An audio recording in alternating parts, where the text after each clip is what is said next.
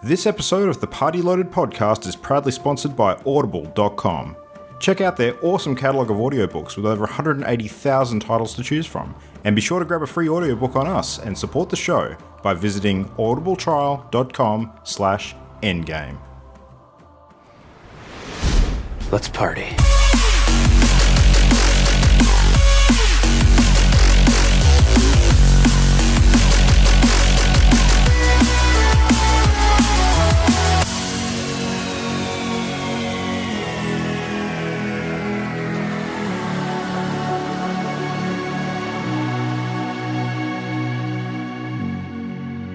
Welcome one and all to the Party Loaded podcast for the 27th of March. This is, of course, your weekly hit of everything great in the world of video games. I'm one of your hosts, Luke Retallick, and tonight, partying up with Jam. How you doing, Jam? Yo, I am good. Good. And Christian is here, Mr. Paulson Brown. Moshi Hello. Moshi, hello. Cool. All right, so all hands on deck for tonight's episode, because we're going to be talking a whole bunch of party action. Yar. Surprise. I actually considered setting up a sea shanty of some sort to sing tonight, but that sounded like way too much effort when I could just be drinking grog, so... Just Oh dear. That and everybody that listened to it would probably vomit like some of the sailors in the game, so I can leave that one right there. But yeah, I am actually thinking that Christian and I are sounding way better than I expected at this time of the eve after our shenanigans last night, so... The Wildwood stream? We did, yeah. So we both stayed up and watched the Play Hearthstone sort of card reveal for the first batch of, well, I'd say second batch technically of the now. You and I have both done this, man. We keep on saying Wildwood. It's actually Witchwood. We need to get on top of that. Witchwood! It is Witchwood. Oh my god. You guys are the worst nerds. It's pretty bad. You fail. There's even like a witch in it who is the witch of the Witchwood. Yeah. It's funny. Like they've got like a hero card for Shaman, which is like a Baba Yaga kind of thing. Yeah, which is really cool. Which they revealed last night. But had a fun time watching that. Stayed up to they kicked it off at 2 a.m. So dedicated players that we are, we stuck it out. Ew. Yeah, I think it went for close to an hour, I think, so it's probably past 3 by the time I actually got to sleep. So, but I've got some energy, so it's all good. That's it. The hype will sustain us. Yeah. But, all right, well, I mean, kicking off a bit of hype chat, Jam, you and I can tell a little tale before we talk about it in more detail later in the episode. So, of course, we played some Sea of Thieves this week. Yes. And rather than talking about a whole bunch of our action, which we'll get onto, I thought we'd just talk about specifically one little episode that we had the other night. So, and this kind of dovetails into our announcement of the week, which is that we are now on Twitch. So, if it's good enough for Drake and Ninja, it's good enough for us. God damn it! That's right. Watch out, Ninja. We're coming for you. Yeah, totally. We're really not. My nagging's going to take over the internet. No, but it is a great opportunity for us to actually catch up and play games with a bunch of the people that for every now and then you probably hear us refer to on the show, but not actually sort of hear from specifically. So the other night we hopped on with Ollie, of course, and our friend Jason, and did a bit of streaming of Sea of Thieves, and some shit went down.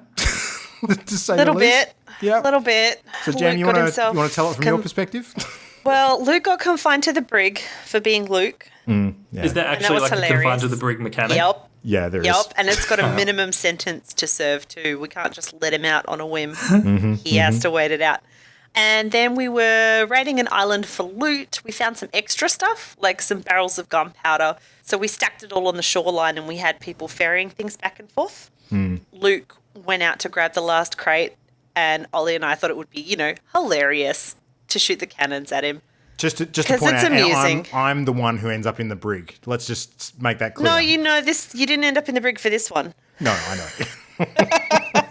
It's just a good representation of the injustice that is rife within our group of players. Oh, well, we'll speak to that in a moment. Yeah. So basically, we were having a giggle. We kind of tried to hit him because, he was far away and it was hilarious. Then he jumps in the water and starts swimming towards a ship, and I head off to ready the ship to take sail. I'm like checking my bearings, figuring out what's going on, and I hear these pistol shots. And Ollie's taking pot shots at Luke in the water, and I'm thinking, yeah, funny, ha, being a tease. I was carrying a barrel of gunpowder at the time. Just as Jason goes, you might not want to shoot at him when he's right next to the ship. There's this massive explosion because we already had 2 or 3 barrels of gunpowder in the ship. As you might say, it was an earth-shattering kaboom! Luke was right against the hull, ready to climb up. Ollie shot the gun barrel, which exploded, put a hole in the side of our ship, exploded the other barrels, sunk our whole ship, and we all ended up dead in Davy Jones' locker. I'm looking around going, what just happened?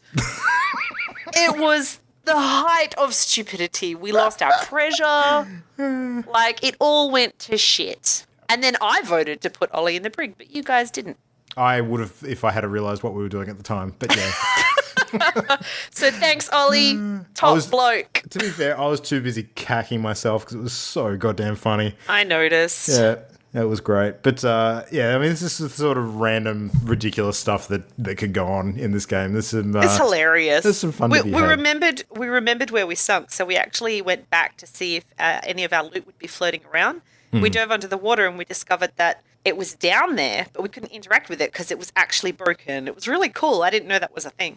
I'm actually unsure whether it was broken. Like, I know one of the skulls we tried to pick up had a few fragments kind of floating around it, but some of them are actually like that. Yeah. So, yeah, I don't know. It was a little more broken than usual. Or just there is a reminder of our stupidity. If the lack of ability to pick up stuff that sinks is just an oversight in the game mechanics, I'd actually like them to address that at some point and allow you to do it, because I think being able to go back to the site of something like that occurring, like a ship getting sunk, and searching for the treasure that you'd lost is actually a really cool thing to be able to do. So very party. Or loot a ship that just conquered and sunk.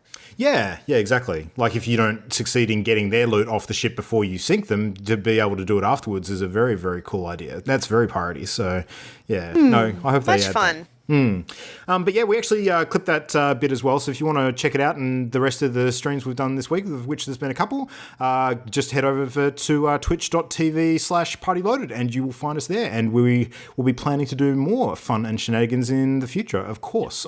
Give the channel a follow. Yeah, that's it. Follow and please turn on notifications so you actually know when we go live, and we'll try and keep people up to date on Facebook and Twitter when we've got that planned as well. We don't have a set schedule at the moment. We're kind of just, testing at the waters, as you would say, and we'll do it as often as we can actually make it happen and have a good time. So yeah, you're not going to be bombarding people with notifications. So if you flick the notifications on, and then you'll just get one every so often when we go live. That's right. Yeah.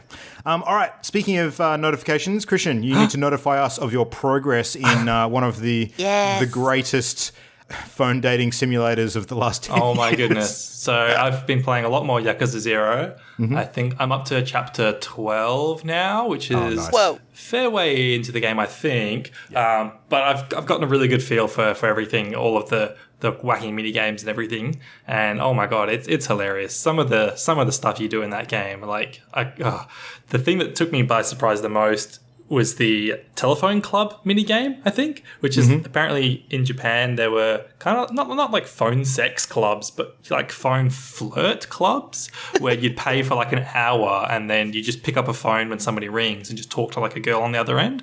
And in Yakuza, it's like a mini game where you have to shoot.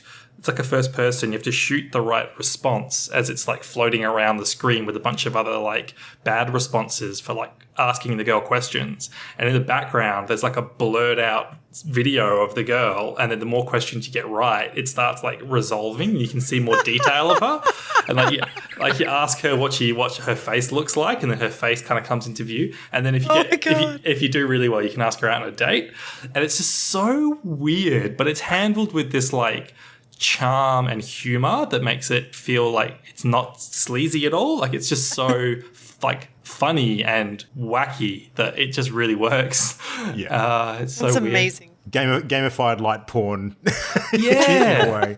Well, there is actually the pretty much straight up light porn, which is you can actually go to like the erotic video parlor and then just watch. It's like actual live action video. There's no nudity or anything. But the funny thing is that when you actually go to it for the first time, you get a trophy, and the trophy's called "I did it for the trophy." Oh shit!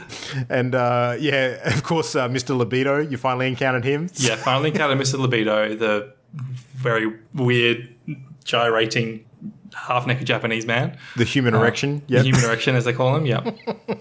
And what's so bizarre about the game, but I don't know how it works so well that there's all this wacky, raunchy stuff, and then there's the serious main storyline, and it works so well. Like it keeps them so separate that the actual core story is really compelling, and the voice acting is really good. The direction of the cutscenes is good, and it's like a very engaging story, and it somehow balances those two things. And I think keeping really a lot of it as side quests was a very good move, and they do that in the other games too, effectively. So the clean distinction. Yeah, absolutely. Like the comedy in the main storyline, it's rare. Like I think it is super serious with a lot of the other shit that goes on. Like there's some life and death stakes and people getting seriously hurt in a way torture and human trafficking. Oh fuck yeah, murder. It's the real sort of underbelly of the Japanese crime syndicates.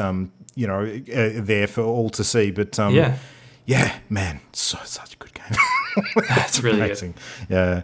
And then another thing I got up to this week that I wanted to talk about it hasn't been a game that I've been playing, but a YouTube channel that I discovered called Summoning Salt, and it's the channel is dedicated to breaking down and explaining world record speed runs for particular games. Wow! It takes like his historical view where it says like Super Metroid, and then it goes back to the first kind of world records that were posted for Super Metroid, who did it and how they did it, and then it in a very well edited way takes you through key moments in the history of speedrunning that video game, like how this next person broke that world record, and it will like focus in on like a particular tricky part or particular like glitch and explain it, and then it'll like leave you hanging as to whether or not this video you're watching, whether they did break the world record or not. So, and then it takes you through the history right up until like the current world record, but I haven't been a massively into speedrunning in the past, but this is just so interesting because the host explains the breakdown of what's happening so clearly, and it's edited in such a compelling way that I've watched a bunch of them. I've watched Super Metroid, Super Mario Bros, Pokemon Red and Blue, Mega Man 2, and they're all really interesting. So if anyone's into speedrunning at all or curious, check out Summoning Salt. There's actually, cool. I was checking out the news feed of, I think it might have been IGN today, and I noticed that they've had a lot of posts recently about records for various game speedruns being broken. Like there was a Super Mario World one that was mentioned the other day, and a few others that have popped up. So I don't know. Speedrunning, like the Summer Games Done Quick and those sorts of charity events, I think have really put that kind of hobby in the spotlight over the last few years. Whereas speedruns always existed to a certain extent, but now people really appreciate it for like a separate art in the way that kind of esports have become its own thing as well. So yeah, it's super cool. I love it. I think what I like about this YouTube channel compared to watching like Awesome Games Done Quick or Summer Games Done Quick is that those like Games Done Quick streams, they don't usually actually break the world records on those streams. It's just for kind of demonstrating the wacky tricks and the ways that they break the game. And occasionally they might set like a personal best or something. But this Summoning Salt videos, it's more like a narrative, like an actual story of like who the main players are in that game and how much they worked and when they managed to break their records, and it has clips from their like live Twitch streams, and it's just very focused and very engaging. Sweet, I'm gonna check that out. Good. All right, well, Jam, we played another game during the week, one that I've been looking forward to for a while, and one that we actually had to play co-op. So, this brought back some memories of the last time we did the whole Portal shenanigans and working together. That was good. Maybe a little smoother than when we did that, but a little bit. Yeah. Weird bit. So we played A Way Out, which is the new prison break action adventure game from Hazelight Studios. So people probably remember Joseph Fares and his awesome speech at the Game Awards last year. He's, of course, the guy that headed up the efforts behind Brothers: A Tale of Two Sons, which is another pretty well-known game. So, but yeah, what did you think, Jam? Like, what was your experience like with A Way Out when we were playing through? It's fantastic. And I'm playing it for free. So Luke has purchased the game. I was able to download a version called Friend Pass, I think. Yep. And Luke invited me to his game. I did not need to purchase the game, and I'm having an immense amount of fun. It's surprisingly full of character, I think, which is what's captured my attention. And some really cool epic moments. Oh, my goodness. So this was our debut stream video. The audio quality is a bit because we had to use in-game audio. There weren't a lot of functions that let us play with it. No. And I am super loud.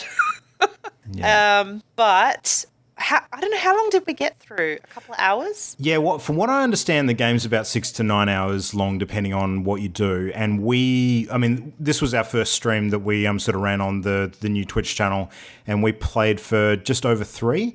So we're probably getting towards a third to a half of the way through, which is impressive because, I mean, minor spoilers, like the whole fact that the game is based on like a prison break, you'd think that more of the game would be spent in the prison. It's not. We got out fairly early. Yeah. I noticed that even in the trailers, like there was a large chunk of the trailer shows you outside the prison, so it's not too spoilery because it's right there in the trailers. Well, it reminded me a lot of the old Prison Break TV show with Dominique Purcell and Wentworth Miller. So, they spend a good part of season 1 sort of inside the prison of that show, and then almost every other season they're outside of that first break. Of course, they end up in other prisons, so, this comparison's not great. Spoilers! More like Prison Broke. Exactly. It's like a 10-year-old show now. I think we're past the spoiler consideration I'll allow period. Yeah.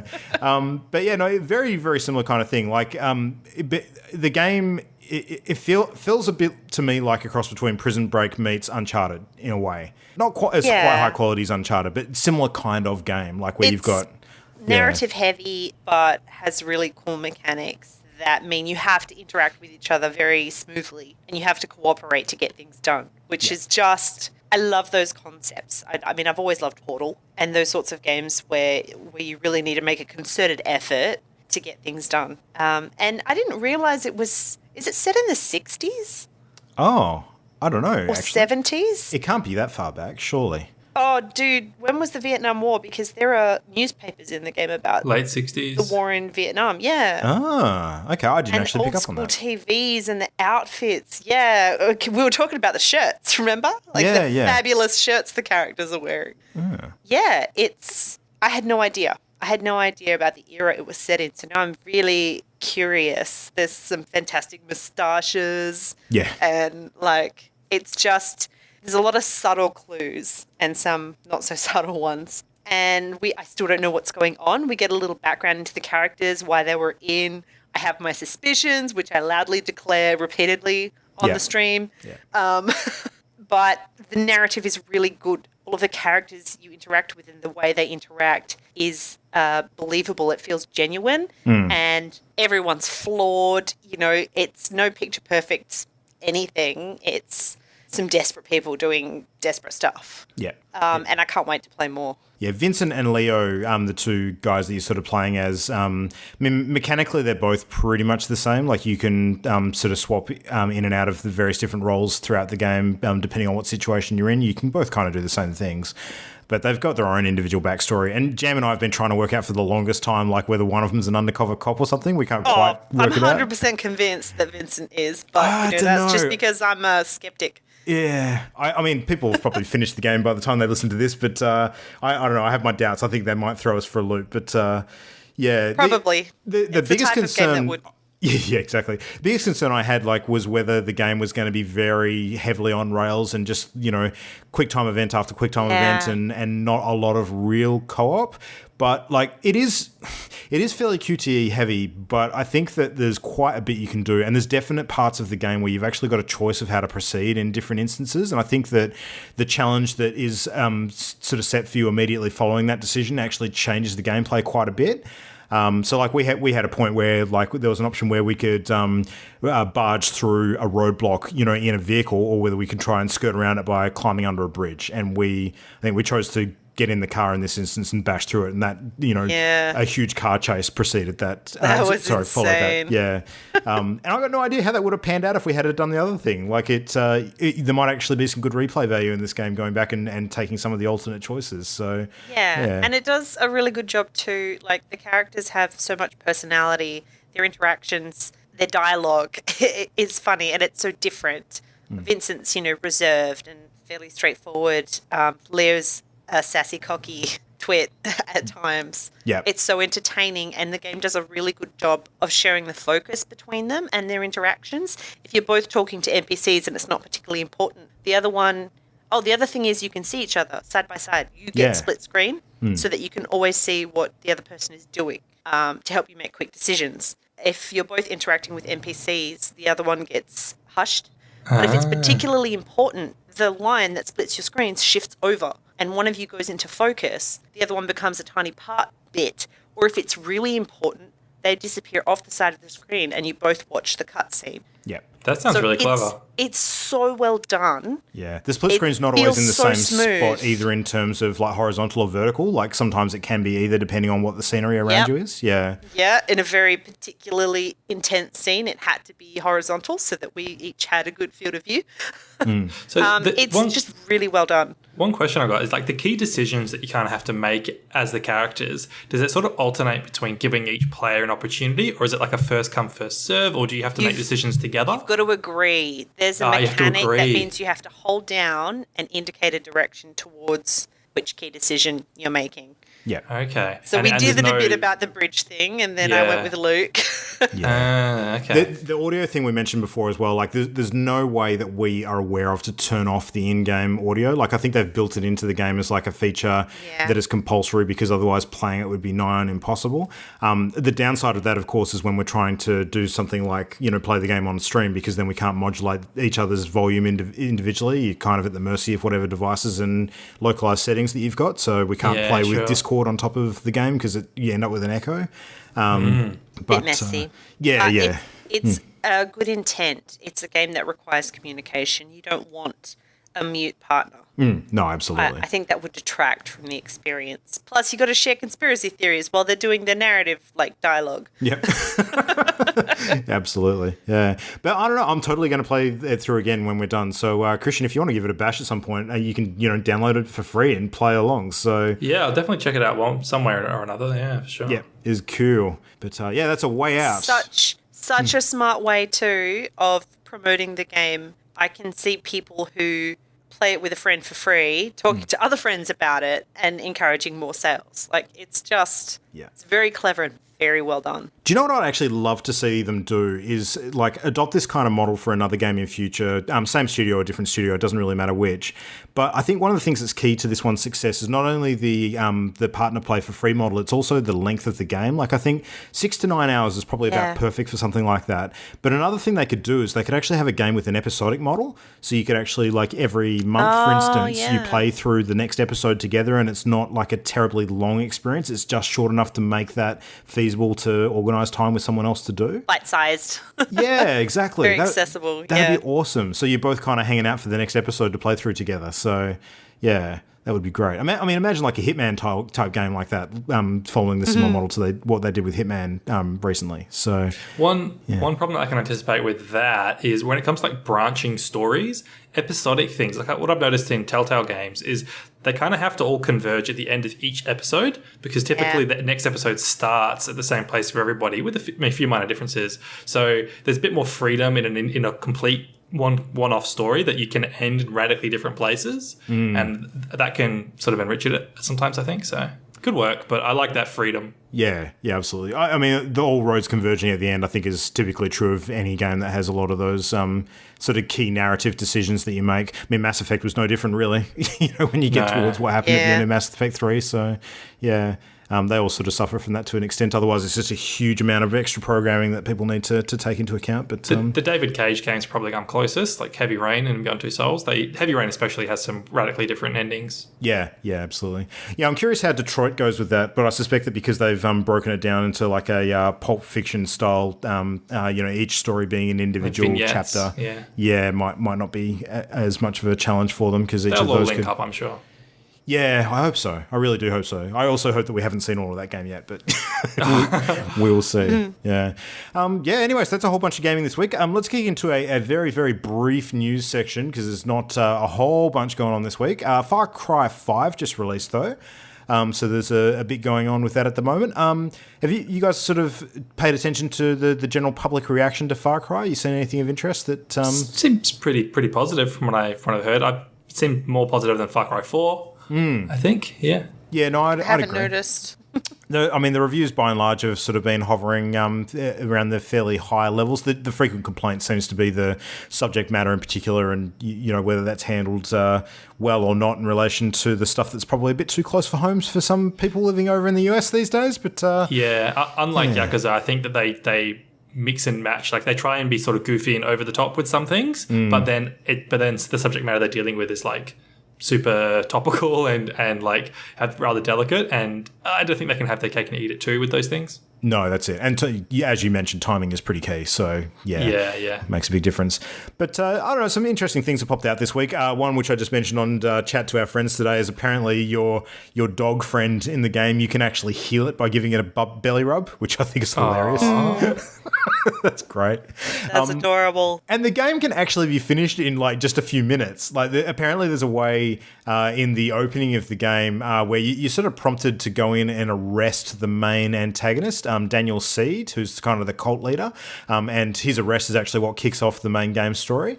But apparently you can actually not do that and sort of hang off to the side and refuse to arrest the guy. And if you hold off despite all the prompts on screen and don't take action, the game actually points you towards a conclusion as well, which is a bit of a callback to a bug in one of the other games, or like an Easter egg in one of the other games, apparently. It wasn't a bug. It was Far Cry 4 had the same thing where there's near the start, your pagan man tells you to sit and wait for him to come back. Yeah. And if you walk out the tent, then the credits roll.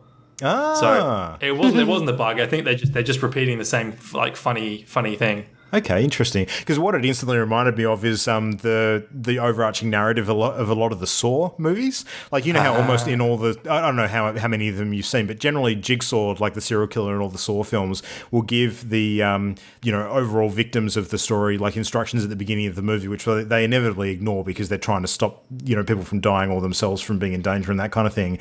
But it all gets revealed towards the end of almost all of them that if they had have actually followed the basic instructions, they would have gotten out scot-free. So, which is...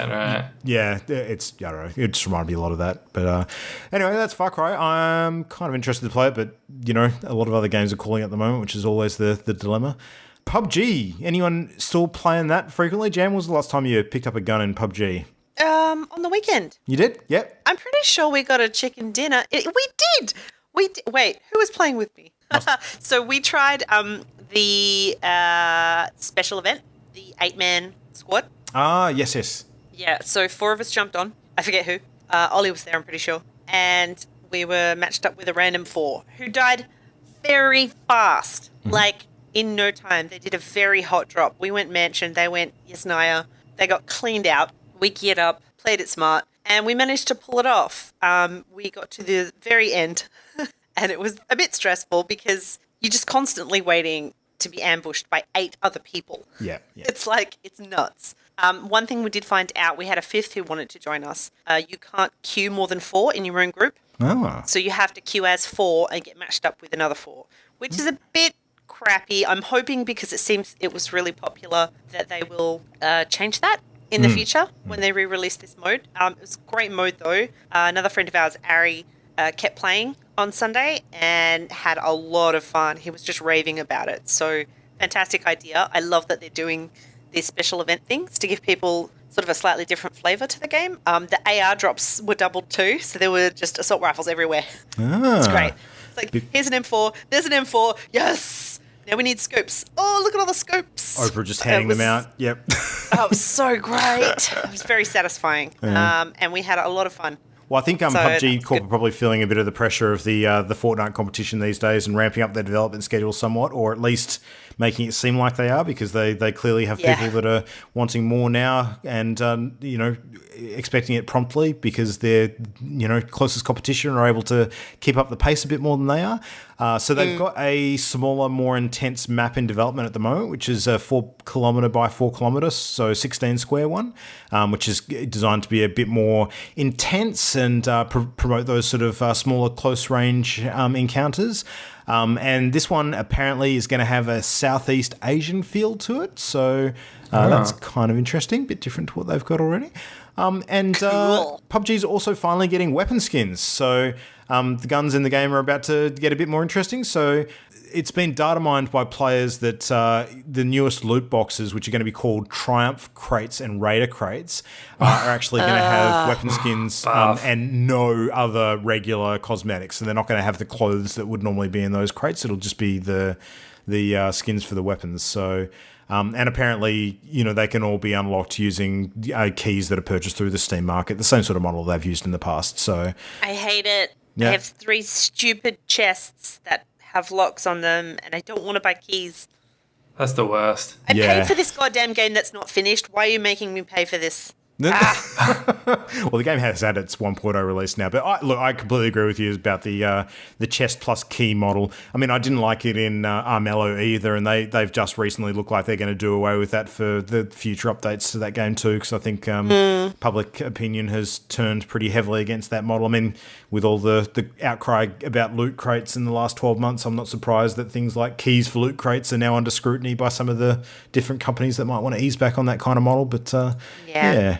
So, that's a bit of PUBG news. What else is going on? There's some news about an update for Pokemon Go that's happening at the end of the month in just a couple of days' time.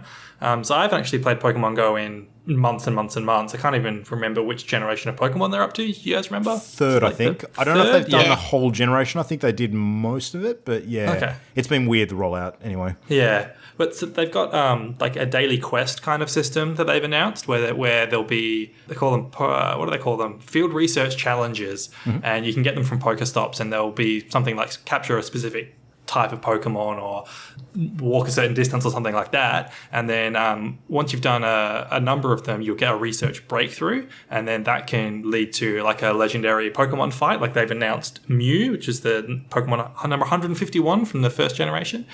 Mew will be one of the Pokemon that you can capture through this new quest system, which I like the sound of, because one of the reasons I fell off Pokemon Go was the rating system. Yeah, because it just involved too finicky and difficult to get to the right place at the right time and have strong enough Pokemon, and then needing to get the raid passes. So unless you pay money, you can only do sort of one a day.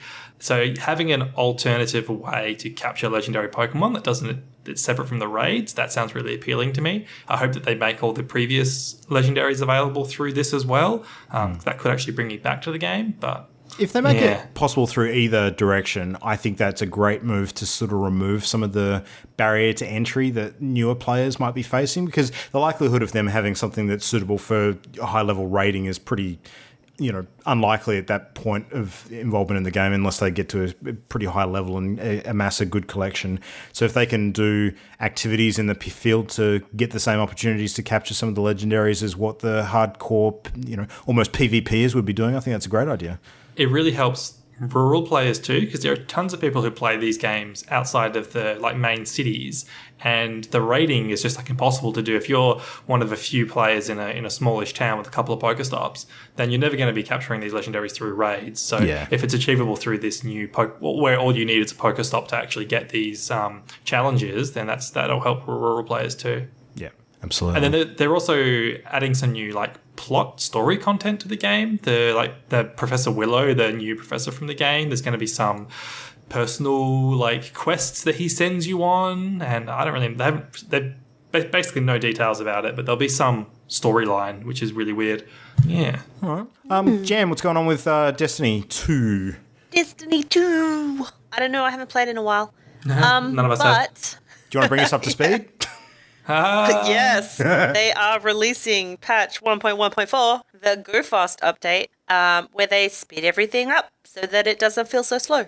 It's interesting because, a bunch of whinging about certain guns, which they call hot guns, being overpowered. Instead of nerfing, they're like, let's just bring everything else up and speed it up so everything's bam, bam, bam. It sounds interesting. Everything's going to have less, what's the word? I can't think of the word. Cooldown? Yeah, so abilities and whatnot. They're going to just pick up the pace so the game gets snappier. You're actually physically going to run fast as well, can't you? So you're going to be running faster, using your abilities quicker, and shooting faster, I think. So yeah. Yeah. So it's gonna make PvP very interesting. I don't know about you guys, but I never felt the game as slow before. Like, that was not a concern I ever had. I feel like the running speed wasn't as fast as I wanted it to be. Right. In PvP, I found, I don't know, maybe it was the size of the maps. I wanted to be able to move around a little more quickly. I like the weighty feel. Oh, yeah? Yeah. Do you feel like you're solidly like in the game, hitting the ground? I've always preferred weighty feeling shooters to like snappy ones. It's like why I've always preferred kind of Battlefield to Call of Duty. It's a bit more measured. Yes. Less hectic. That's why I prefer PUBG to Fortnite. Yeah, same for me, even though I haven't played Fortnite, but I anticipate I feel that way. Yeah, so that will be interesting to those who still play and may draw some back. Maybe we'll jump in and have a go. I don't know. I haven't decided. Well, the next big update's got to be like a month or two away, so I don't know. Might be an opportunity around then to check it out again, but we shall see. Speaking of we shall see, we're going to see some thieves. Oh, dear. Oh, dear. Ahoy! All right. So Yar. we thought, given that it's the flavour of the month, and we've been spending, 2 out of 3 of us have been spending a decent amount of time playing the game. For clarity, I haven't been playing the game. That's it. But Christian is going to play the role of voyeur in this episode and ask us all the tough questions about what it's like to live the pirate's life. That's right. That's it. So, all right, let's just get into some basics first. So, Sea of Thieves, of course, just released this month on the 20th of March, developed by Rare and published by Microsoft Studios. It is a Xbox exclusive for Xbox One, but because it is a Play Anywhere game, it is also PC playable. Retailing for just under $60 US and just under 100 Australian, which is pretty pricey, full price game.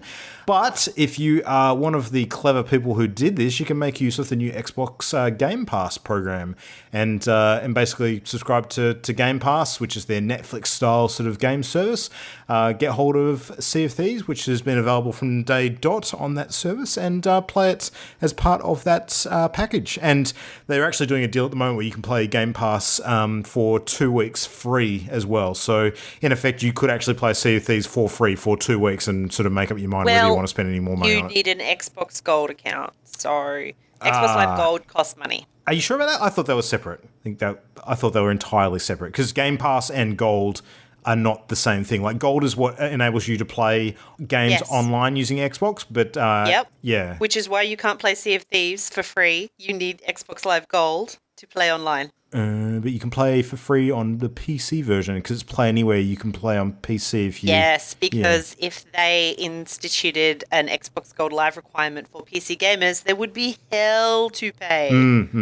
Yep. So yeah, anyway, it's a little bit convoluted, but you kind of get the idea. Like, there's ways to do it. So, yeah. Regardless, is a fun game.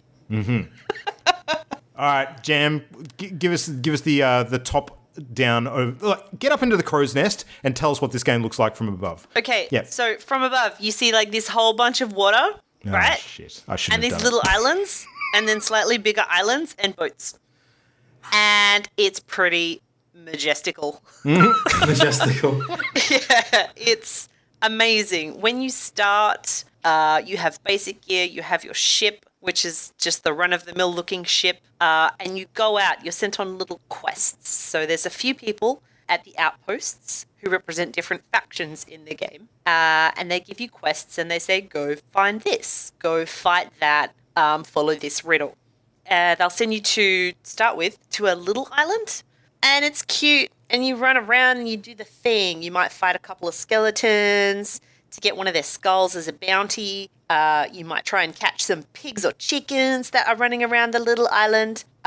You might try and follow a riddle or a map to dig up, X marks the spot, get some treasure. Then you have to get that loot back to an outpost to cash it in and gain some rep with these factions. It's kind of cute, but the coolest thing is just the sailing. You legitimately have to sail these vessels around. If you're 1 or 2 man crew, you navigate with a little sloop. So it's a single sail vessel. You've got 2 cannons, 1 on each side, tiny little sort of space in the hull, gear, and the anchor you can raise pretty quickly by yourself. Very, very quickly if you've got 2 people on it. You don't go quite as fast as the larger ships, the galleons, but you can go at a pretty good pace and get around. You're very maneuverable. The galleons require 3 or 4 people. Mm-hmm. It's got a deck with 2 lower levels in the hull. You've got like 8 cannons, 4 on each side. You've got 3 sets of sails. It's a lot more work. The anchor takes a lot of winching to get up, and you really do need at least 3 people. When people get slack and there's one person trying to do all the work, things go wrong. Yeah. It's remarkable. You have to turn your sails to catch the direction of the wind for optimal speed. If you're sailing into the wind, you can try and tack back and forth to catch the wind as much as possible and pick up the pace, but it's so difficult, especially in a bigger ship. And the whole thing is this just beautiful, vast landscape of gloriously rendered water. Yeah. I would definitely give this game the award for best water ever in a video game. Yeah. It's so beautiful. On a really sunshiny day when it starts to get choppy, the peaks of the waves, they're aquamarine. They're just like glowing as they go past your ship. And then, oh my God, the storms. So weather is a thing. It's not just wind direction. There's usually at any given time a small chunk in the map that's quite stormy. And if you skirt around the edges of it, your waves will go dark and quite choppy. The sky dims. You'll get rain. If it's raining, you have to start bailing because your ship does get slowly full of water. Yeah. And if you go into the heart of the storm, wow. I did that with Ollie the other day, and he was like, no, we're good. I can keep my bearing. It's fine. All of your compasses, which you use to navigate, start spinning like crazy. You can't see very far. The waves you have to turn into, because if you let them hit you broadside, that's just bad. The rain is pouring down. You have to have someone keep bailing. You can get thrown off your ship if you're not careful. Like if you're standing on the edge of it and the ship sort of crests a massive wave, you can just get thrown the fuck off. Yeah. Yep. And then when we came out of it, realised got completely turned around, exited where we entered. And like we had no idea. Magical. It was so cool. I need to fly through some more storms. I thought it might serve just to read a post that Ollie put in our sort of WhatsApp chat when we started playing this game. Like on the first night, he sort of said, well, last night we sailed around, fought skeletons, chased chickens, encountered a kraken, fired ourselves out of cannons, got boarded, delivered booty, played shanties, mutinied and locked our captain in the brig, got drunk and had a spontaneous vomit bucket fight. Good session. So that's a good summary of what this game sort of looks and feels like. It's great. The whole time you're going back and forth completing these quests, the biggest threat in the game is other players. You have to always keep a wary eye out for another sail on the horizon and figure out, are they going to have a go? Yeah. Because, you can be careful with your ship. Even if you hit something and you end up with a hole in the hull, you can patch it up and bail out to keep it going. It's really cool. The damage stays there, so you can see this crappy patch job in the hull. It's hilarious. You can fix everything else that goes wrong. You can even survive one shark bite. Yeah. But not 2, unless you've healed up. But other players, oh my God, they are the worst or the funniest. I had one solo session the other day where I got harried by these guys for 40 minutes. And I had a few things on deck that I desperately needed to sell. I was trying my best not to get boarded or sunk by them with their cannons. I ended up having to do a crazy Ivan and drop anchor, twist about and raise it to get just enough of a head start on them to land at an outpost and quickly ferry my loot ashore to sell before they caught up with me and sunk me. It's intense because it's a pirate game. The other players are out there not necessarily just to do their own quests. They might want that shortcut of taking your loot that you've, worked hard for the quick sell. It's incredible. Yeah. Have you experienced much pirating, Luke? A little bit. I mean, I probably had more contact with that kind of thing when I was playing with you guys. So I think when you're part of a bigger crew, that tends to attract more trouble because you're not tending to try and outrun enemies. You kind of just want to get stuck into it with them and behave like pirates. So, or you have troubling crew. Yeah, absolutely. One of our friends in particular, Ari.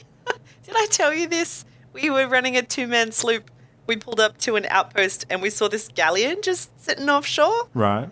And he goes quiet and he disappears. And I have no idea what's going on because there's a proximity chat. So he was being very careful not to say anything. And I'm sitting on the jetty trying to figure out where he is. Has he boarded their ship?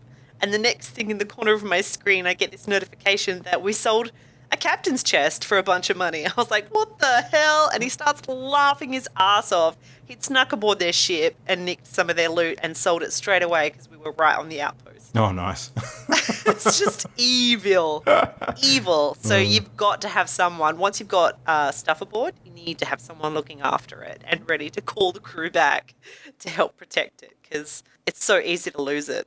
I have seen a pretty epic video on YouTube of someone, like, it was basically a galleon sort of trying to get away from another galleon. So they're sailing as fast as they possibly can. And the other one's sort of, heading straight after them, getting ready for a fight. And so the one that was in the lead, one of the guys turns a cannon around to face the other galleon. And instead of firing a cannonball at it, he loads himself into the cannon, manages to place the shot to actually land himself on their deck. He runs to the back of the ship, drops their anchor, and then dives overboard. Yep. So we've suffered that fate. Not from a cannon, though. What they did was they very sneakily dropped off the front of their ship while we were giving chase, went underwater, popped up next to our ship as we came past, climbed the ladder, and we heard this gentle bloop, like there are little audible clues to let you know what's going on around you.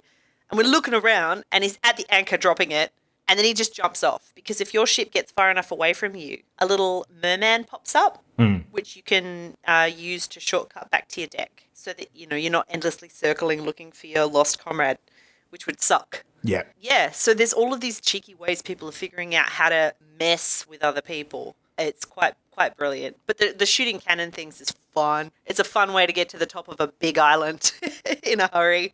You're just like, see ya! Yeah. No, so it seems like most of the game's progression is built on the questing system, and like almost all of the progression is cosmetic. So the three factions that are in the game, there's the Order of Souls, which are kind of usually focused more on the killing stuff quests. So you're typically fighting skeletons for them and sort of claiming skulls to sell back to them.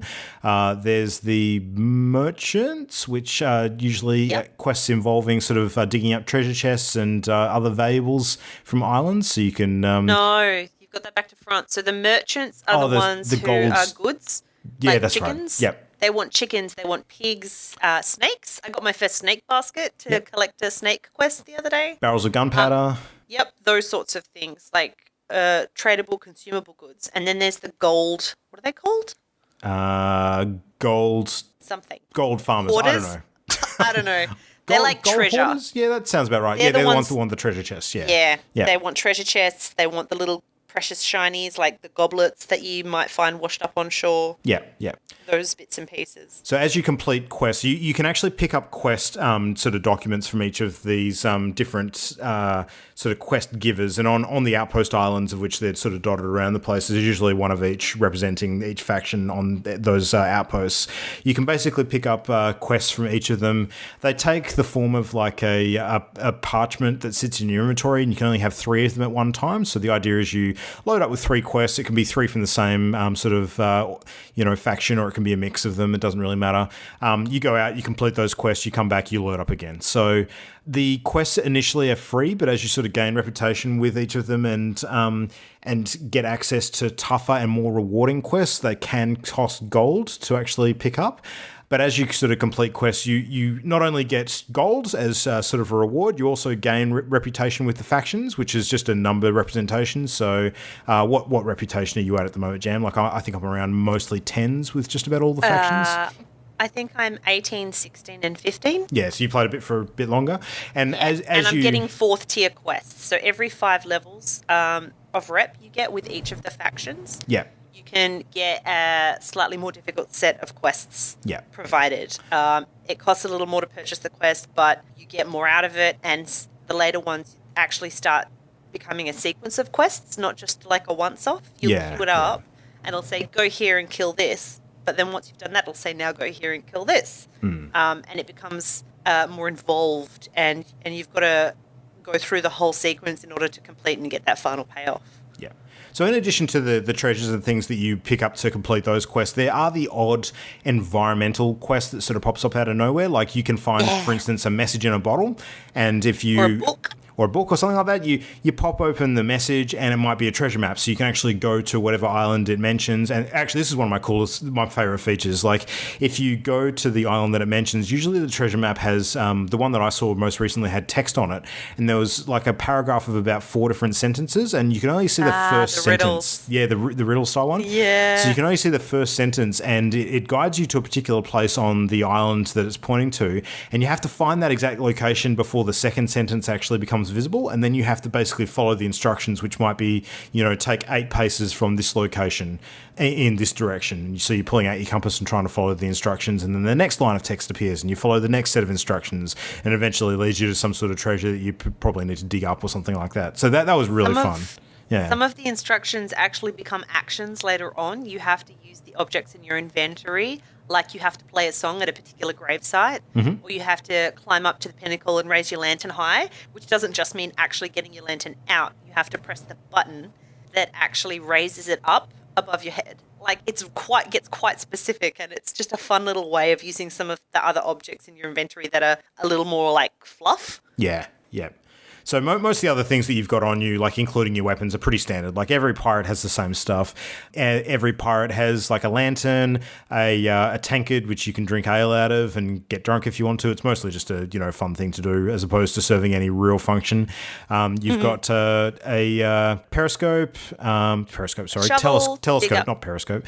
Shovel to dig up treasures. You've got a bucket for bailing water out of your ship. Compass, yeah. All timepiece so that you know the time and date, because some of your quests have deadlines. Yep. That sort of stuff. And a weapon, of course, you've got your cutlass. And you've also got a choice of 1 of 3 ranged weapons. So you can have like a flintlock pistol, which has 5 rounds, and you can reload that back on your ship, or sometimes you'll find like a crate of ammo on various different islands. You've also got a blunderbuss, which is more of a low damage but large burst kind of weapon. And there's a marksman's rifle as well, which is much longer range and can use to, snipe people off enemy ships a bit easier, being able to see them from a distance. So they each have their individual uses. But the consumables that you can generally pick up, there's planks, there's cannonballs, and there's bananas. So you eat bananas to replenish your health, and it is that weird-ass thing we saw a number of months ago with the game where people will eat bananas like front first without peeling them. It's super odd. Even the skeletons that you fight actually have bananas and they eat them to replenish their own health, which, the physics of that... Living Dead aside, which obviously doesn't exist, the physics of a skeleton eating a banana still blows my mind. You've got planks. The pigs eat bananas. Pigs eat bananas. I don't know. Pigs alive on board. What's going on with that? You got to feed them bananas. Yeah. Planks used to patch up your ship, and cannonballs, of course, you use to load your cannons and fire at whatever you want to fire at. So, but yeah, no, there's a bit to do. All of the rewards are cosmetic, though. Like, pretty much everything you'll spend your gold on will be the new clothes. You can change the bits and pieces on your ship. Your ship isn't permanent, though. Like, when it sinks, you basically get a new one on the spot. Every time you log in, you get a new ship. It's not something that sort of binds to your account, if that makes sense. So any of the cosmetics that you apply to a ship just respawn. Yeah, essentially. So, but yeah, no, I think that's most of it. Like, have we missed anything in particular? So much. Yeah. So much. Shanties. Oh, yeah.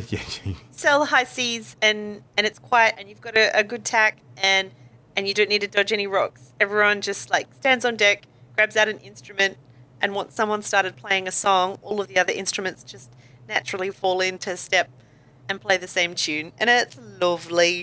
It's so lovely. There are sunken ships. If you see some gulls circling the water, you approach, you may see the prow if you're lucky. Sometimes it's fully sunken. You haul anchor, you drop anchor, I should say, and you jump down, and you can actually swim down and search for loot. If you're lucky, you'll find like a crate of exotic silks or a treasure chest or something, at the risk of having sharks chase you. And as you progress, you get quests sending you to bigger and more intricate islands with just beautiful little surprises. I've seen some amazing stone outcroppings covered in vines with gorgeous foliage. There was one that's just, I think it's an atoll. It's just like these sort of circles of little sandbars and islands, and in the middle there's this gorgeous lagoon, and if you jump down into it, it's full of coral and fish. It's just surprisingly stunning at the most amazing moments. There was one session where I was waiting for someone who was AFK for 5 minutes before we left an island, and I ended up just walking around taking snaps and then sitting on the beach watching the sunset. The weather effects and the clouds and sunrise and sunset, just exquisite when you take a moment to appreciate it. Or when you're all just sailing across the sea with nothing imminently wrong, you're just all sitting there just breathing it in digitally, appreciating how pretty the game can be. There's fortresses where if they're you can raid them, they end up with this giant skull cloud over them. And apparently, I haven't tried it yet, they're very tough. You actually need someone on the ship launching cannonballs at the defenses, but you have a chance to get major loot. Like, the game it can feel empty at times and a bit repetitive, but there's so much to do if you've got some friends to play with. All right, now Christian, this is your chance to ask questions. So is there anything that you think we haven't explained that you're curious about to learn more? So from the reviews that I've watched and read and the small amount of Twitch I've watched, one thing I've noticed being said is that there's a bunch of different things to do in the game, but the progression sounds like mostly you're just getting your like gold, and then that gets you like cosmetic upgrades, like a new hat for your pirate or whatever, but that there's not a very substantial progression in the game. Is that true? Like all these different activities, they all amount to getting gold and then getting cosmetics, is that right? Mm-hmm. Yep. Essentially. Yeah. And I'd agree with that. It does feel a little repetitive and a little cheap. Like the payoff doesn't seem to be there yet. For instance, there's a mysterious stranger that you can find at every inn of every outpost. And the first time you meet them, they say, oh, you're not famous enough. Get to level 5 with everyone and then come back and talk to me. I've been back to them repeatedly. And once I've hit level 5 with everyone, they say level 10. Once I hit 10, they say 15 and then 20. Is that the legendary pirate? I've heard that once you get to 50 with the 3 different companies, then you become a legendary pirate. Really? Yeah, well, and there's apparently like a motherlode treasure. I think it's called Athena's treasure, which is one of the end game things you can try and find. I don't know a lot about it, but... It would be nice. It's a bit frustrating because there's no indication. Just sort of strings you along. Of payoff. And then even the cosmetics, from what I've seen, doesn't seem to be anything too like compelling but not for my taste anyway. Like it's different pirate clothes and like mustaches and eye patches and stuff. And then for the actual ship itself, it doesn't seem like there's much personalization for the ships, which is one thing that when I think of a pirate game, I'd want my ship, which has a certain name and it like feels like my home, but it feels like it's a bit lacking in that regard. Would that be right? I agree wholeheartedly. It is on my wish list. So I do have a wish list, which I will go through at the end. One of them is ship customization and not just paint on the hull or a colourful canvas. And is it figureheads? Is that one of the other things you can customise too? You can chuck a figurehead on. It doesn't mean very much. Yeah. But I'd much rather be able to get a different type of ship. Maybe not a galleon, but another 4-man or whatever. With a different shaped hull. Maybe it sails differently. Maybe if you gain speed, you have to sacrifice some cannons. So there's a trade-off. Go through a variety. It's a bit of a No Man's Sky problem in that regard. Like when No Man's Sky came out, they're sure you could get different ships, but they were all identical. Like they had the same stats. Exactly. For my quick take on the game as an outsider, my hot take is that it seems like it's good fun for multiplayer hijinks, and there's like a lot of quirky things you can do, like you guys talking about the shanties and vomit buckets and these funny things like that. But if you don't have that quirky multiplayer experience, or once that's worn off, it seems like there's not too much depth to the game. That's just from the outside, what I've seen. All right, let's get into this because we've been pretty glowingly positive up until this point. But I'm going to switch gears now, and I'm about to take a massive shit on this game because... Good. It's good to be honest and critical. Yeah, I've got some things to say too. Yeah, I've got some things to say. So, generally, aside from all the stuff that we've just described, there's a lot of fun to be had in this game. Like, there's a lot of activities that are quirky and fun, and it's got that emergent gameplay kind of thing going on where, the people you play the game with, you can find a lot of weird out of there stuff that just happens by the sheer virtue of, human error being involved, like the, gunpowder exploding the ship thing that we talked about earlier. Now, all that stuff aside, and I want you to remember as I say the next bit that I have had fun playing this game. Like, I cannot discount the fact that I've had a lot of fun playing this game. That all said and done, I am mightily underwhelmed by Sea of Thieves at this point in time.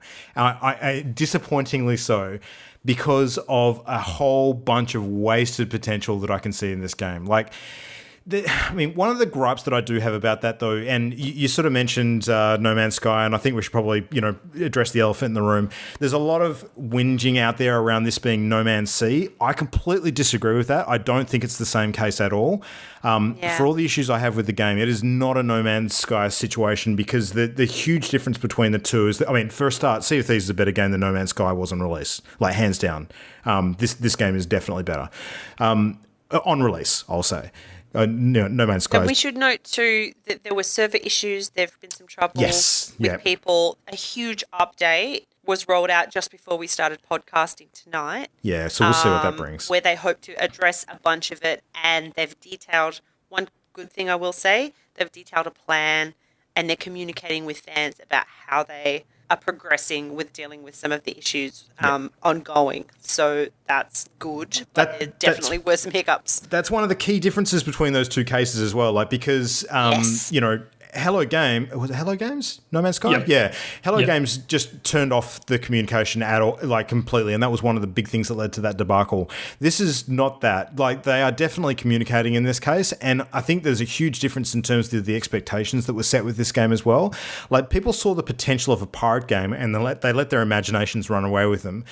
But if you actually played any of the beta test runs of this game and got a feel for what it is what it is. It hasn't changed. Like, there's not like a huge amount of game that has suddenly, come out of nowhere since the beta and the live sort of launch. It is what it was then now.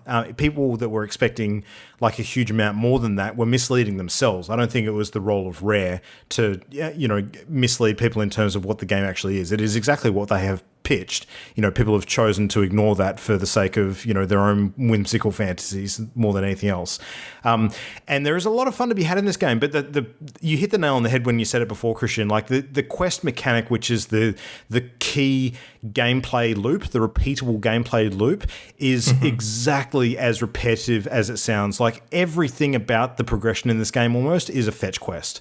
And it is fetch quest upon fetch quest. And the other thing about it is that the way that you actually have to complete these fetch quests, particularly if you're not working with a group of other people, is so laborious. Like, the amount of time that you spend going back and forth your ship in particular, like to drop off, because you can't carry multiple items. Like, I actually played for a little bit last night by myself, just to get a feel for how playing the game solo would feel as opposed to the experiences I'd had before that with a group of people.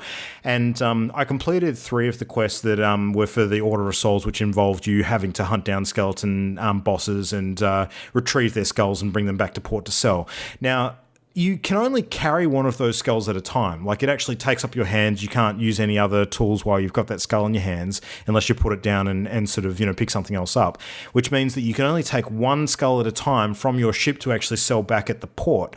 Now, it really jars with me that is the case, because it takes a huge amount of time to actually sell all of your cargo, which is just boring. It's just going back and forth, for no gameplay benefit at all. It's literally just, looks like I have to go back and get the next one for, a measly reward as you're doing it at low levels. And then meanwhile, apparently you're walking around carrying half a dozen fucking cannonballs and you can't carry more than one skull each at a time, which just blows my mind. That just... See, I think... As a gameplay mechanic, that makes sense to me, because there's an inherent risk to you stockpiling treasure because of the other pirates on the sea. I do like that mechanic because you have to be clever and manage your resources. Yeah. That's just my 2 cents. I don't know. Just the PvP aspect, and I know they're doing a lot to try and prevent griefing at the moment because, people will be people, and that's something that, people love to do when there's fun to be spoiled. They were considering like a death penalty mechanic at one point, like when you end up in Davy Jones' locker, actually having to pay like the ferryman a few coins or a certain amount of money to actually get back into the game. But the fact is, you really lose, much other than the treasure you've collected. You get another ship. There's no sort of permanency to your ship, really. You can blow up a ship and get issued a completely fresh one, and there's no huge issue with that besides any of the cargo you had on board. So there's no attachment to that. You can't lose any of your cosmetics. You can't lose any of your weapons. You really have nothing else to lose apart from the time that you've invested in whatever task you were in the middle of when that happened. Which is the most valuable thing. Yeah, well, that is frustrating, but that is the thing, though. Like, it should make it more fun to get involved in encounters like that where you actually feel like you've got something to lose as opposed to just the frustration of time. Like, there needs to be a bit more stakes, I think, at the end of the day. Like, you have to have more attachment to things to actually make it seem like more of a risk of actually getting into combat with another pirate ship. Because it just doesn't give you that sense of foreboding when you're getting hunted down by another ship at the moment. Like, it's kind of partway there, but they really haven't gone the full distance, I don't think. There needs to be a bit more to it. But yeah, I don't know. There's just... I've very rapidly hit the ceiling of what I feel can be done in this game. Like, I'll continue to play it because I really enjoy the fun times with friends. But... They really need to address this and add some more activities in the game to do, as opposed to just this repeatable every 5 levels get access to the next sort of tier of quests kind of thing that's going on.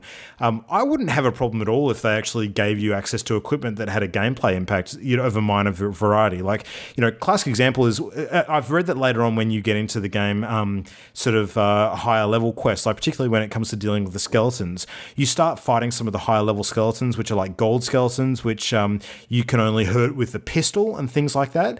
Now, if that is the case, you've only got 5 rounds in most of the pistols, like the flintlock pistol, for instance. So if you can only do 5 rounds worth of damage with the pistol before you have to go and reload, if you don't have a box of ammo on that island, that means you're going to have to go back to your ship, reload, come back, fight those skeletons again, and that's going to be more back and forth with a whole lot of monotony in terms of the traveling distance and time. If they allowed upgrades, for instance, that gave you like a pistol upgrade where you could have more ammo in it, like you could have a bandolier of them, so for faster reloads or something like that, that's the kind of thing that would add to the gameplay fun without making it unbalanced. I can't believe there's no weapon customization in the game. Like, it's cosmetic. It's just cosmetic. It's just cosmetic, but you don't get new guns. No, you can get a hook for an arm, but you can't use that in combat. So I'm not sure. Like the rifle that you can get, the base version that has a crack in the sight to give you an indication where to aim, like where the crosshair might be. I'm not sure if sort of the higher level guns actually have a proper crosshair for you. I don't believe so. Haven't invested in those yet. Yeah. So, yeah, it is interesting. One thing that blew my mind with this game, that from watching it, is the whole fact that you're a pirate, you get treasure chests, and you don't open the treasure chests. I know. Like, isn't that the whole point? Is what's inside the mystery box? Yeah. It's funny you mentioned that. Like, for a game that focuses so much on cosmetics, this is the one game that doesn't have purchasable loot boxes in it that maybe it would actually fit with. I don't want it to add them, but in terms of theme, it's probably the one where it belongs. But even just like if there was like a material system or something, like you open the box, or even if like the monetary reward had some randomization, like, this one's got 5 rubies and 20 gold pieces, and this one's got 10 bars of gold or something. Yeah, but there's none of that. It's weird. I'm definitely not the sort of person that believes some of the systems that we see in almost every open world game ever these days should exist in every game. But this game sure could benefit from a crafting system to add a bit more detail and fun and activity to be done. So it just needs more. It just needs more to do. Yeah. I don't know. Yeah, that's one of my gripes. So I go through my gripes. Yeah, what's on your wish list, Jam? I'm curious. Oh, well, wish list I was going to save till last. So my gripes, I think the griefing is definitely an issue. It's a bit frustrating getting chased for a very long time. That being said, it's a component of the game, so I don't know how or where you'd be able to draw the line. But when is, pirating too much? because that would defeat the purpose of a pirate game. The flip side is I've had issues with reinstancing. There was one situation where we pulled up to an outpost on our sloop and there was another sloop nearby, and we started concocting a plan to figure out how we might see if they've got any loot aboard, or do something dastardly. And suddenly we got reinstanced and that sloop vanished. We joined another server. They may have logged off, but I think it was due to the reinstance. So that was a bit odd. The quests are definitely repetitive. I agree wholeheartedly with that sentiment. Although I'm finding as I tier up in the quest lines, it's taking me to new locations which are far more interesting. Mm-hmm. The islands get larger and more complicated, and some of them are quite lovely. It's still, you're doing the same thing over and over. It just might be, a few more steps to it. And I would say it's not worth the price you pay as a solo game. I really regret not getting it on Game Pass. Like, I paid the full price for the game, and I don't know. And imagine if you didn't have friends to play with as well. Like, there's thousands and thousands of people who would have no friends to play with. Yeah. So I consider it personally worth my investment because I'm having a lot of fun with the 7 or so friends I have who play it. So much fun, but a lot of that is us entertaining each other and making our own fun and trying to talk, in the sea lingo and sounding like idiots and arguing. And it's a great canvas for roleplay activity. It really is. It really is. It really is. So my wish list, I've scratched a bunch of stuff down over the last couple of weeks as it's occurred to me, and it's in no particular order. 8-man boats. Yep. I want to be able to have a bigger crew, potentially a bigger ship. Just makes sense. It would be awesome. Mm-hmm. Oh, it should be worth mentioning as well that if you don't have a crew of people that you will actually get sort of allocated with randoms if you choose to play with X number of people. I didn't know that. Yep. Yeah. But they'll usually lock you in the brig if you don't have an active mic. Mm-hmm. Okay. Because it requires a conversation. There are emotes and quick chat options, even if using controller. Can I mention one of my other big gripes? All right, so for a game that is so intensely about cosmetics, it's a first-person fucking game, so you can't even see yourself most of the time. Because you got to impress other people. It's about intimidating on the pirate sloop. Oh my god, such a shit thing. The only way you can actually see your own clothes and stuff is if you use the emotes. Some of them actually, when you do the dance emote, it sort of locks you in position. You can see yourself as a third-person view. But for the most part, you're paying so much gold for stuff that you're never going to see. That is so dumb. It's a sailing game. When I am at the helm, I don't want my stupid hat in the way of seeing what I need to see. Nah, mate. I would despise it being third person. Anyway, fishing is the next thing on my list. Mm-hmm. I want there to be fishing quests and progression. I want to harpoon a great white whale at some point. There are no whales in the game. Peter would get too mad at that. There are little fishies. You see beautiful little fishies everywhere. There's clownfish and all sorts of colourful varieties. It's quite lovely when you put your head below the water. The sharks look legitimately scary too. The sharks are scary. Thankfully, they're not too fast at the moment. But it would be really cool if you could dive underwater with a spear gun or a rudimentary spear, or have a harpoon on deck. That would be absolutely sweet. Boat customization, which we've touched on. I don't just want to be able to change the colours. I'd love to have a different kind of boat. I would love to be able to equip, like I said, a harpoon gun instead of a cannon on one of the mounts, or maybe some chain shot so I can mess with people's rigging, that sort of thing. Drag another enemy ship towards you with a chain shot. That'd be great. Yeah. Or the harpoon mate through the hull. It would just add this whole new level of tactics to Why does the Assassin's Creed naval combat have more detail than this dedicated pirate game? Why, I do want it to be a little more like that.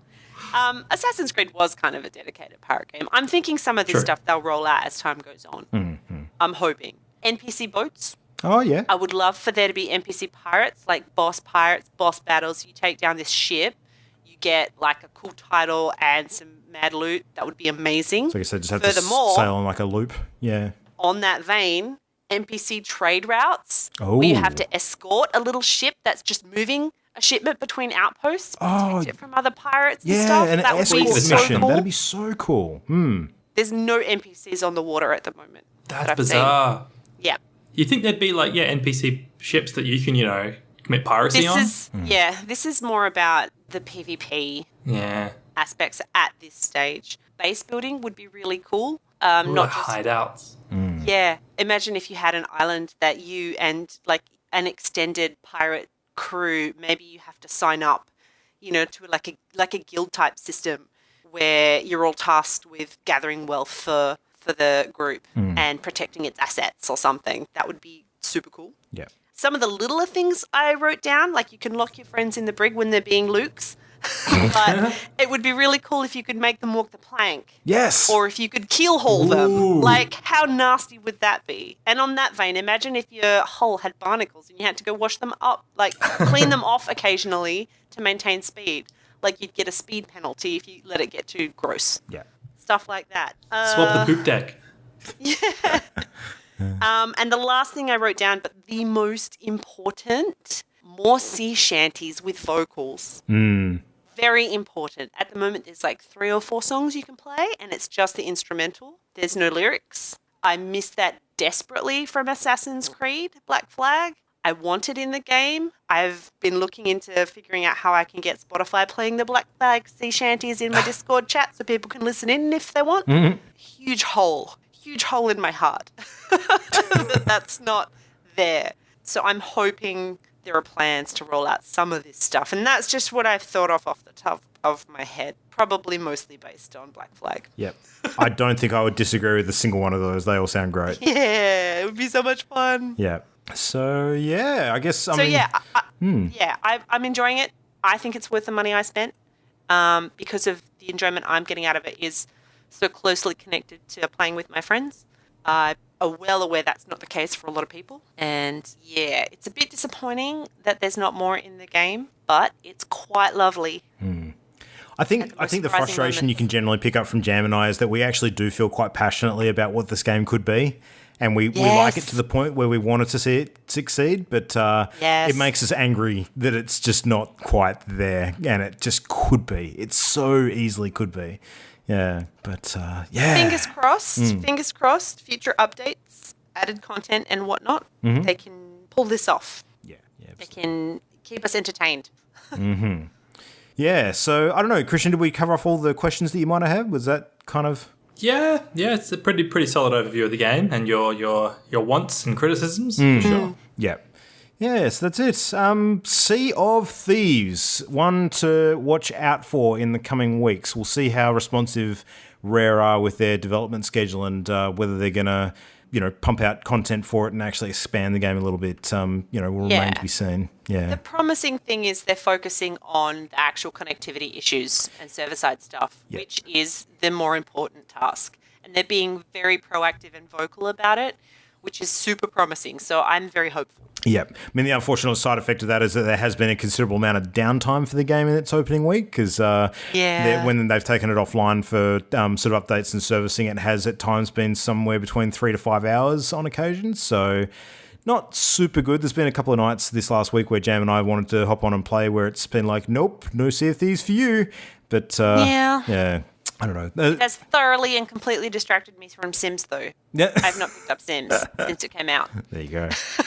Which says a lot. Yep. Sims Pirates, that would be good. Pirate expansion for Sims. Yeah.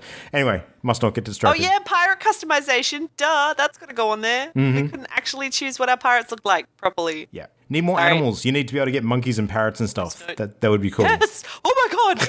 How did that not occur to me? They're adding those as microtransactions. They've announced that pets are going to be paid. Oh, interesting. Okay. Interesting. There you go. I want to have a parrot that actually works with the in-game voice chat, so you can teach it all the bad words yourself. That would be great. Sure, that'll be $29.99. Yep. It would be epic. Yeah. Anyway, all right. Well, that's our Sea of Thieves review. So stay tuned for any more that we have to say on that game in weeks to come as we play a bit more of it. But yeah. In the meantime, if you want to get hold of us and tell us about any of the piratey adventures that you've been having, Christian, where do people get hold of the three of us? They can shoot us an email to mail@partyloaded.com. They can hit us up on the Facebook page, Party Loaded. Give us a tweet on the Twitters at PartyLoadedShow. And like you were talking about at the top of the show, we're on Twitch now. So twitch.tv/PartyLoaded. Give us a follow, turn on notifications. And we will, as always, be uploading each episode as a video into youtube.com/channelendgame. Yeah. Any of our VODs from Twitch activities, we'll probably do some highlight reels and things and pop them up on the YouTube, but you can see all of the past broadcasts on the channel. Yeah. I'm just going to be the one on there nagging people. It's great. It's great fun. Yeah. So, Christian, we're going to have to put our heads together and come up with some sort of a card reveal or pack opening stream for the Witchwood expansion launch in the coming weeks. For sure. I'm so down for that. Yep. Get a whole bunch of that gaming in. Sorry. That was in Ollie and Mimo's honour. Spirit. Any listeners who play Hearthstone, at the moment, as of now, there's a promotion on where every time you complete a daily quest, you get given a card pack in addition to your gold. So every quest is a card pack, which is awesome. Yeah. I think you can possibly get around 20 packs at the end of the period-ish. I think it's 16, I think. Okay, that's still pretty dang good. Yeah. That's excellent. Yeah, very good. There you go. So lots going on there. Jam and I will be trying to play through the rest of Way Out in the coming week or so. So as soon as we get time to hop back on and play some more of that, so look out for Easter. That. We have a 4-day weekend. Oh, hell yeah. How convenient. We do. That's a perfect time to get some Way Out cranking. And what say we get together and do a bit of a stream of our focus of next episode, team. So we're going to be doing Party Game of the Month next week with Into the Breach. So that might be an opportunity for us to have maybe one of us playing that and a bit of a three-way chat going on at the same time. Yeah, I think at this point I've probably played it a bit more than you guys, so I can maybe give you some tips and give you a bit of guide through it. Nice. We'll sort that out. That sounds like a good idea. And if I want to nag, I feel like Luke should be the one playing. Yeah. Do that. I've actually just started playing it, and opening impressions are pretty good. So I want to play a bunch more this week before we do that. So yeah. What else has gone on this week? So Christian, more Yakuza? Anything else? More Yakuza. Might jump into Monster Hunter again to take down Devil Joe, the new monster. And that's about it. Yeah, more Hearthstone as usual. Nice. Jam, what are you going to be doing when you're not sailing the thievery seas? I actually have some real-life games to sort out. I'm starting a new campaign in D&D, a second campaign, so I'm going to have one each week, which is going to be nice and tidy. And our first session is on the Good Friday holiday, so I'm currently writing up my level 18 demigod character. She's awesome. So yeah, I'm very excited. I'm like halfway through my background write-up when we started podcasting. I'm going to go right back to it when we've stopped. Otherwise, I mean, there's going to be a lot of Sea of Thieving. Man, I really should finish Horizon Zero Dawn. I love that game. I want like uninterrupted time to play it, and I should just do it. Have you purchased the DLC yet? The Frozen Wild stuff? No, I want to finish it first. Oh, okay, because I get the feeling that that would fit in better without doing the full finish first, like actually doing it in the lead up to as opposed to separately. So, yeah. I'll check that out. Yeah. Might want to do that. I think you get access to all the areas involved after level 30 if memory serves. So oh yeah, I'm comfortably there. Yeah, no, I figured you would do that. I was just running around trying to not 100% it, but unlock the whole map. I do that, yeah. Cool. Well, I mean, I'm still trying to find some time to dig back into Final Fantasy 15, so hopefully that'll happen this week. But plenty of other things to play around with in the meantime. But we'll go and do that. So thanks everybody for listening, and make sure you check us out on all the things. Follow us on Twitch, all the stuff, and we'll see you again in 7 days' time for more tales of adventures on the high and low seas. So until then, thanks for listening. See ya. Bye-bye. Bye. The Party Loaded podcast is a Channel Endgame production. For this and more great gaming content, bookmark channelendgame.com.